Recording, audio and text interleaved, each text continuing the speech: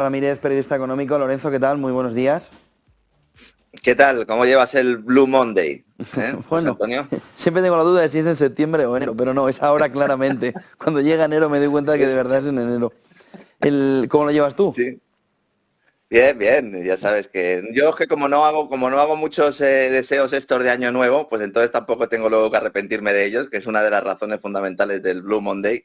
Y luego pues tampoco soy de los que me gasto todo el sueldo en la primera semana de enero, con lo cual pues esa cuesta de enero también la llevamos bastante bien. Al final, como siempre, son cuestiones de mercadotecnia las que emplean este tipo de cosas, pero la verdad es que hoy en Madrid, entre la niebla, ¿verdad?, las noticias y todo esto, pues parece que cuesta un poco más arrancar, ¿no?, esta semana. Te ha ido la cámara, Lorenzo. Vemos el gato, Please Run Ah, ¿no Camera me Hub, veis? pero no te vemos a A ver, ti. vamos a intentarlo. Vamos a intentarlo. Vas a estar ahí metido en tecnología, ¿eh? A No sé ver, cuál puede ser el problema. se te ha A pasado a ver, la cámara como si la cámara se hubiera apagado o algo así. sí. A ver. Se te oye, pero no se te ve. Ahora te hemos visto ahí tocando el ordenador. Las cosas del directo, Lorenzo. Las cosas de directo es lo que tiene. Dame 5 segundos y te la Sí, nada, no te soluciono, ¿vale? preocupes. Mira, estamos viendo ya las imágenes de Alemania con esas protestas que ahora te preguntaré y que están, como les decía antes ya, tenemos un canal en paralelo a la emisión aquí en YouTube en Negocios Televisión, en nuestro canal de YouTube, en el que pueden A ver ver si todo el ahora me ves detalle. ya. Vamos con Lorenzo. 9:55 de la mañana, Lorenzo Ramírez. Ya, bueno, con tu fondo, tu decorado antiguo. Pues es que no se pueden cambiar las cosas. En cuanto uno cambia algo, es verdad, enseguida ya. Me estabas comentando lo de Alemania, ¿no?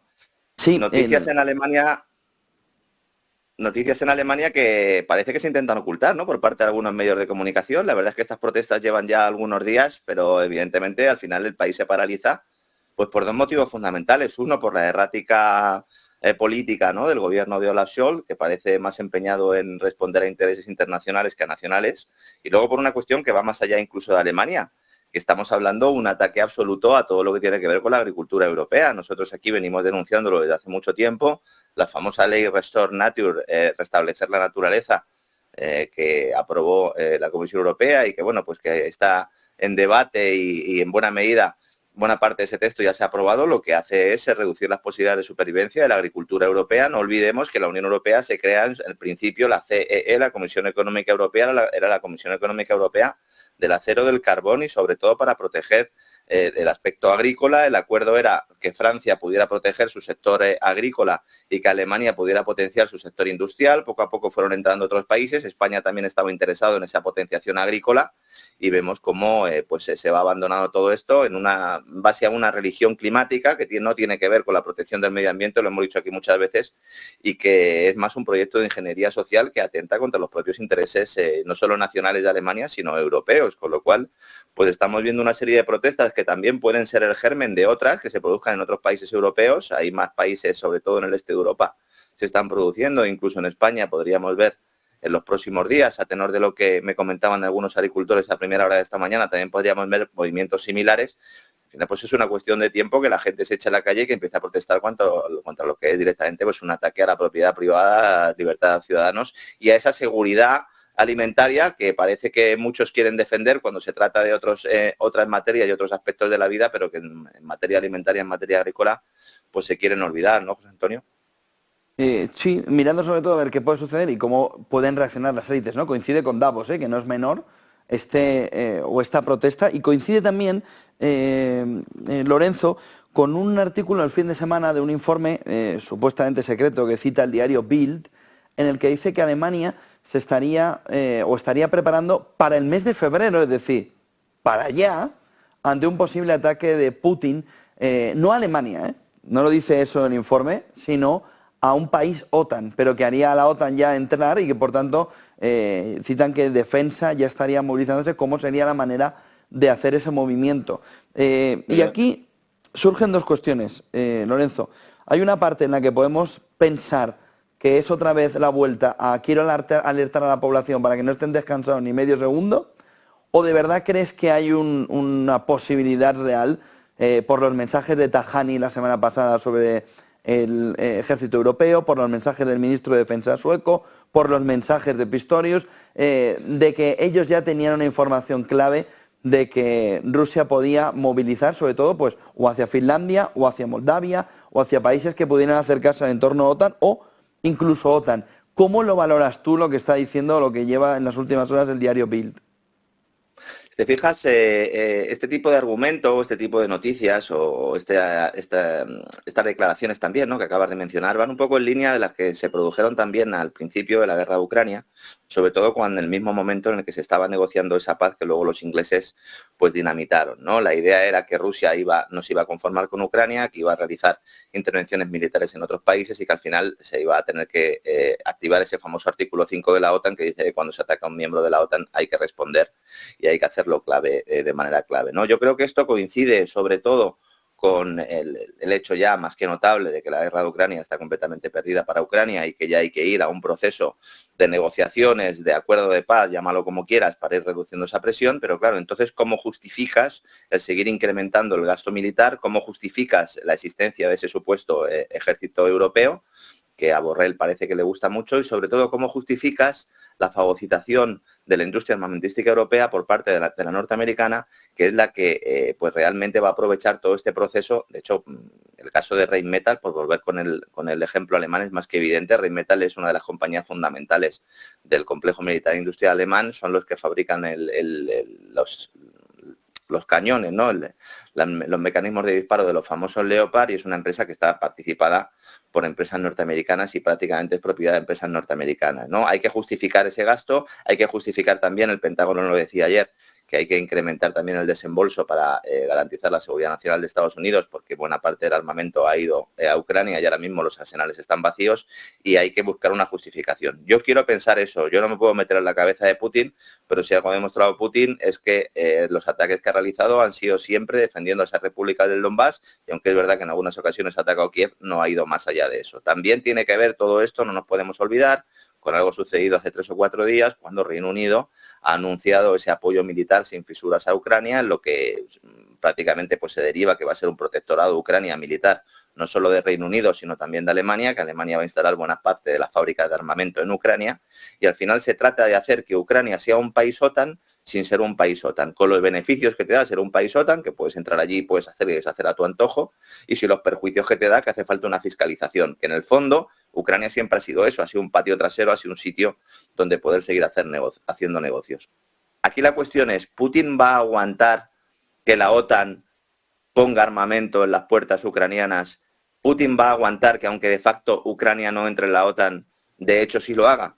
Pues ahí es donde yo creo que sí que existe el riesgo y que puedo comprender que haya informes de inteligencia que apunten a una escalada. Pero yo no creo que sea el escenario principal, yo creo que va más por el tema de justificar, ¿no?, ese incremento de los presupuestos de defensa en la Unión Europea. Recuerda que también lo dijo Borrell, se van a reducir el gasto sanitario, se va a reducir el gasto de educación, pero se va a aumentar el gasto militar y el gasto en calentología, el gasto en la secta de la calentología, el gasto en subvenciones para la agenda climática. Entonces necesitamos tener una emergencia climática, por un lado, mencionabas el caso de Davos, es lo que se nos va a decir ahí, por otro, necesitamos tener una emergencia bélica, y aquí pues Rusia es la que se lleva todas las papeletas, ¿no? Guerra en Yemen, ¿no? Y lo que se ha visto también en las últimas horas alrededor de cómo salen en defensa Estados Unidos y los aliados, sobre todo Reino Unido, pero continúan los ataques. Vemos esta mañana incluso como Qatar dice que parte del gas natural a través de cargueros, es decir, de gas natural licuado, no va a pasar por el Mar Rojo. Pero, ¿cuáles son los motivos económicos y geopolíticos de Estados Unidos y de Reino Unido alrededor de esa guerra que ya puede empezar a ponerse calificativo de guerra, ¿no?, entre Estados Unidos, los aliados y Yemen por la aparición de los hutíes? Esto tiene también una vertiente, ¿no?, con lo que acabamos de comentar, la decisión de Estados Unidos y de Reino Unido de realizar esa campaña militar en Yemen con bombardeos, con ataques aéreos en múltiples zonas, en múltiples áreas, va más allá de reducir la capacidad de los hutíes para poder limitar el paso de los buques, de navieras occidentales con banderas de países que siguen sin presionar a Netanyahu para que cese su ofensiva sobre Gaza y que permita a los civiles que aún quedan vivos acceder a medicamentos y alimentos. Va mucho más allá de todo esto. Este ataque, liderado por Sunak y por Biden, muestra en realidad la incapacidad de las grandes potencias que lideran la OTAN para poder ejercer su papel de policía global. Ese papel está en entredicho. Es importante que tengamos en cuenta que más allá del cambio de paradigma que puede haber con la llegada de los BRICS, con el cambio también de las cadenas de suministro, con esa alianza de la Unión Euroasiática vía Rusia, China y también algunos países de Oriente Medio, ahora mismo está en duda la capacidad de Estados Unidos para poder hacer su papel de policía mundial, ¿no? Entonces, claro, esta incapacidad para poder ejercer el papel, un papel que hasta ahora les ha permitido realizar intervenciones en terceros países con ocupaciones, con golpes de Estado incluido, para provocar cambios políticos que respondieran a sus intereses, puede estar en tela de juicio. Aquí se ha vestido de procesos para lograr una democracia que siempre brilla por su ausencia, operaciones que eran profundamente antidemocráticas. En las últimas semanas se nos decía desde la cúpula del Pentágono que el envío de un buque de guerra de Irán a la zona del estratégico estrecho de Babí al-Mandab, ahí en el sur del Mar Rojo, podría provocar una escalada de tensión. Nos decían, cuidado porque los iraníes pueden empezar una guerra. Vamos, escalar 24 horas, ya estaba iniciando la guerra la Casa Blanca y Downing Street, por su cuenta y riesgo, sin prácticamente tener apoyo, ni siquiera entre los aliados, con la misma excusa de siempre, para justificar un ataque que digo que otros me van a atacar antes, en este caso Irán, unos que nunca me atacan, porque entre otras cosas son quienes me venden el petróleo y además quienes tienen la llave del estrecho de Hormuz, cuyo bloqueo, si se sumara al del sur del Mar Rojo, no digamos ya si incluyera el de Suez, cuidado con el papel de Egipto, que tampoco apoya esta operación, provocaría un estrangulamiento en los mercados que se llevaría por delante a todo el sistema bancario internacional que está montado sobre una montaña de derivados, esperando, confiando, rezando para que no explote, ¿no? Este tipo de estrategias supone jugar con fuego, evidentemente, revela hasta qué punto la política exterior británica y estadounidense está dirigida por el complejo militar industrial del que hablábamos antes, y además, ahí lo más preocupante, lo que supone un cambio de paradigma es que certifica la escasez de recursos diplomáticos y de otra índole para resolver conflictos por parte de los adalides de la supuesta Pax Americana.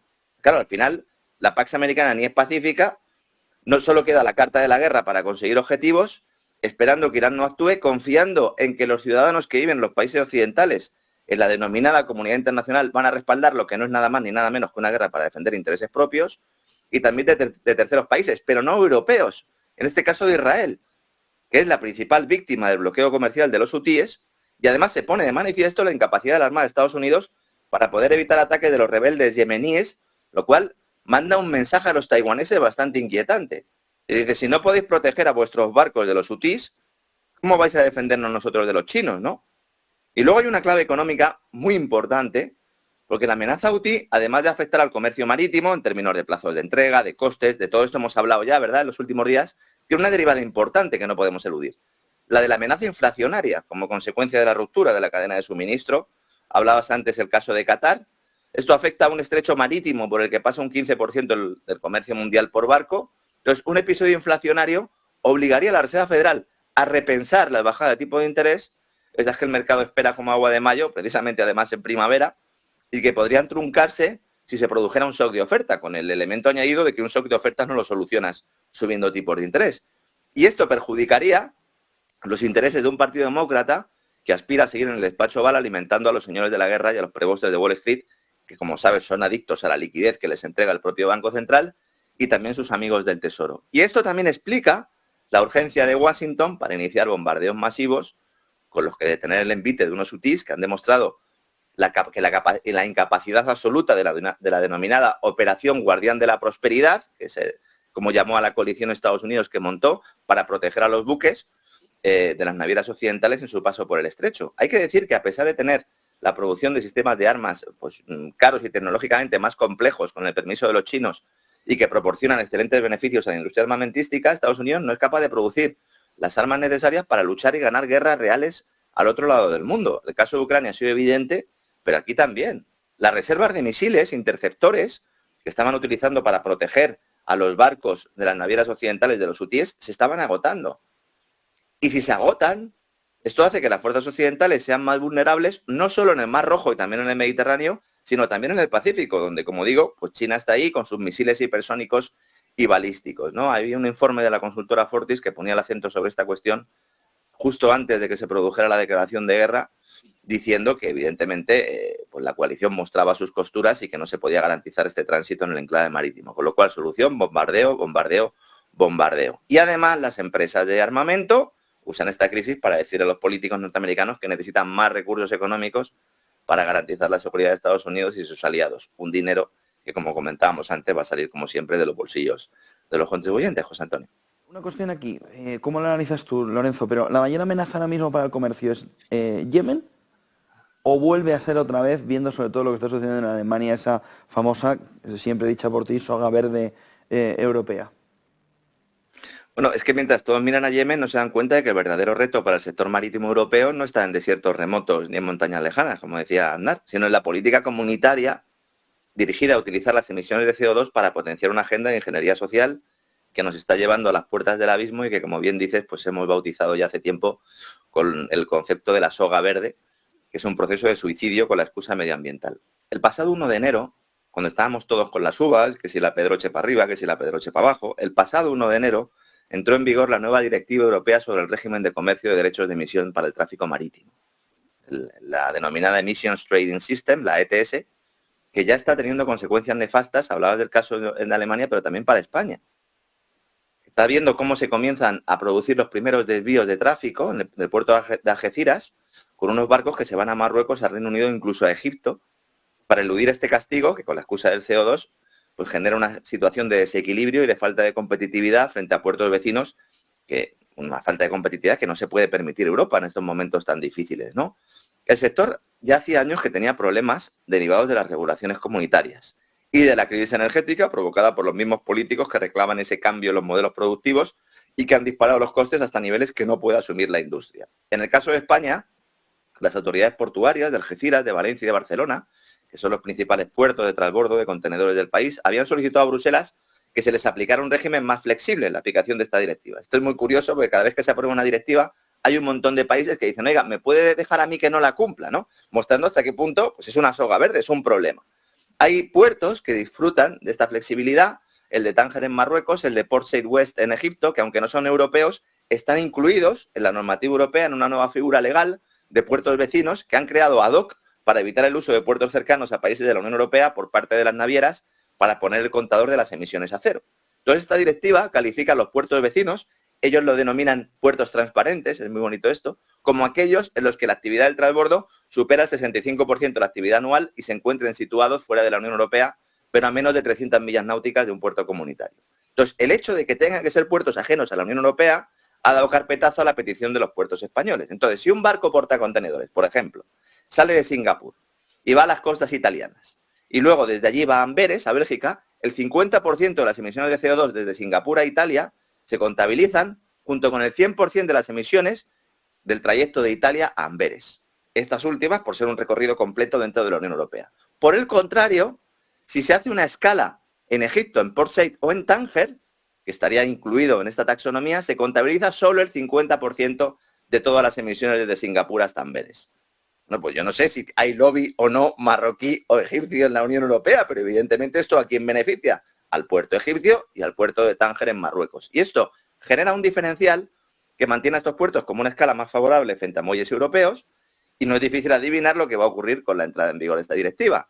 Ejemplo de la soga verde. Las autoridades europeas toman decisiones que atentan contra el futuro de la industria del viejo continente, afectando también a los consumidores y beneficiando a terceros países, y además no conseguimos el objetivo porque con este tipo de directivas no se reducen las emisiones de CO2 porque el transporte marítimo europeo no es la principal fuente ni de lejos de emisiones de CO2, aunque consideramos el CO2 como una amenaza, ¿no? Muchísimas gracias por toda esa fotografía. Lorenzo Ramírez, periodista económico. Nos dejamos otros temas para otro día, pero sí, también tratábamos Alemania, que era fundamental, y tratábamos también lo que está sucediendo. Vamos a ver foro de Davos, si quieres, el miércoles, que será cuando hable von der Leyen con Klaus Schwab. Tenemos allí a todos reunidos. Zelensky se va a reunir con Jamie Dimon, como anunciaba esta mañana Bloomberg, porque recordemos que JP Morgan y BlackRock van a ser quienes gestionan ese fondo de reconstrucción. Están ya apretándole mucho a Zelensky para que baje el pistón y que se aparte. Necesitan que se aparte para poder empezar a gestionar todo ese dinero, esa ingente cantidad de recursos que va a acabar en manos de multinacionales norteamericanas, y también en ese Davos en el que se va a tratar la llegada de la enfermedad X. Como bien sabes, es algo que tienen estos señores en la agenda desde hace mucho tiempo y que van a presentar precisamente esta semana. Pues lo vemos todo el miércoles. Lorenzo Ramírez, buen día, buen negocio. Igualmente, un fuerte abrazo. Un fuerte abrazo. 10 y 13 de la mañana, hasta aquí ese tiempo de Business Connect.